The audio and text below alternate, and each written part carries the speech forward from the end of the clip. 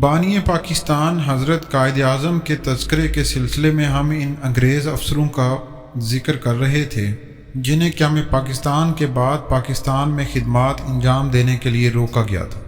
کہا جاتا ہے کہ 13 اگست کو ریئر ایڈمرل جیفرڈ نے پاکستان کی چھوٹی سی بحری فوج کی کمان سنبھالی۔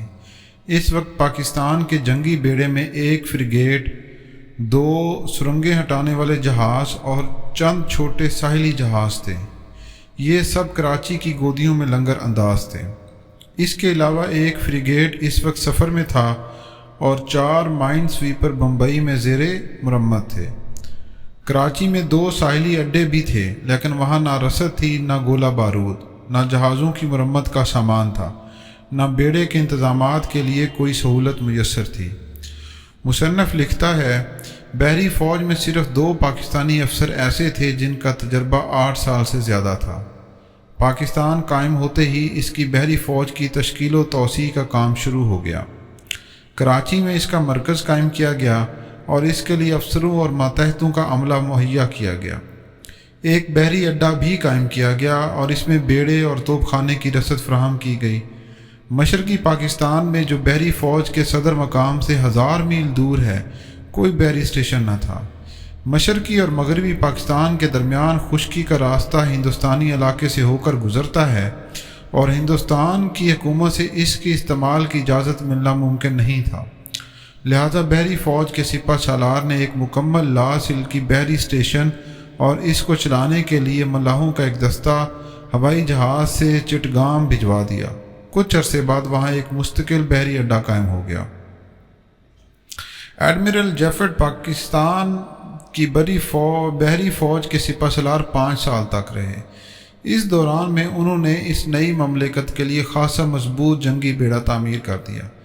جب وہ سبکدوش ہو کر وطن واپس جانے لگے تو انہوں نے قائد اعظم کے متعلق اپنی ایک یادداشت چھوڑی۔ اس میں لکھتے ہیں، مسٹر جناح یقیناً بہت بڑے انسان تھے۔ قیام پاکستان کے وقت وہ مسلمان عوام میں قریب ایک دیوتا کا رتبہ حاصل کر چکے تھے، لیکن وہ کوئی فتنہ انگیز اور شورش پسند لیڈر نہ تھے اور انہوں نے کبھی عوام کے جذبات سے کھیل کر اپنا مطلب نکالنے کی کوشش نہ کی۔ لیاقت علی خان کی طرح وہ دوسروں سے بے تکلف نہ ہوتے تھے۔ انہوں نے کبھی دوسروں کو خوش کرنے اور عوام میں سستی مقبولیت حاصل کرنے کی کوشش نہ کی۔ وہ فطرتاً کم گو واقع ہوئے تھے، لیکن کبھی کبھی ان کے چہرے پر انسانی ہمدردی اور گرم جوشی کی چمک پیدا ہو جایا کرتی تھی۔ خوش آمدیوں سے انہیں نفرت تھی۔ اس ضمن میں مجھے پہلے یوم آزادی کا ایک واقعہ یاد آتا ہے۔ ایڈمرل جیفرڈ لکھتے ہیں، پاکستان کی حکومت کی رسمی افتتاح کے بعد لارڈ ماؤنٹ بیٹن دلی واپس جا چکے تھے اور قائد اعظم اپنے چند پاکستانی دوستوں کے ساتھ گورنمنٹ ہاؤس میں تھے۔ ذرا دیر پہلے تک لارڈ ماؤنٹ بیٹن بھی قائد اعظم کے ساتھ وہاں مقیم تھے، اس لیے گورنمنٹ ہاؤس پر پاکستان کے قومی پرچم کے ساتھ ساتھ برطانیہ کا یونین جیک بھی لہرا رہا تھا۔ قائد اعظم کو خوش کرنے کے خیال سے ان کے کسی معتقد نے کہا کہ وائسرائے اب پاکستان سے رخصت ہو چکا ہے، لہٰذا یونین جیک اتار لیا جائے۔ اس پر قائد اعظم نے بڑی سختی سے کہا، پرچم اتارنے کا مناسب وقت مغرب ہے۔ قاعدے کے روح سے اس سے قبل پرچم اتار دیا جائے تو یہ غلط ہوگا۔ مجھے ابھی گورنر جنرل مقرر کیا گیا ہے اور وہ فرمان جاری کیا گیا ہے جس کی روح سے پاکستان محض وجود میں آیا ہے، لہٰذا ہمیں وہی کرنا چاہیے جو قاعدے اور قانون کی بات ہے اور بلا وجہ جذباتی نہیں ہونا چاہیے۔ ایڈمرل جیفرڈ کو معلوم تھا کہ قائد اعظم کو بحری فوج سے خاص لگاؤ ہے اور بحیثیت گورنر جنرل قائد اعظم نے بحری فوج کا معائنہ بری اور ہوائی فوج سے پہلے کیا تھا، کیونکہ وہ سمجھتے تھے کہ یہ مشرقی اور مغربی پاکستان کے درمیان واحد رابطہ ہے۔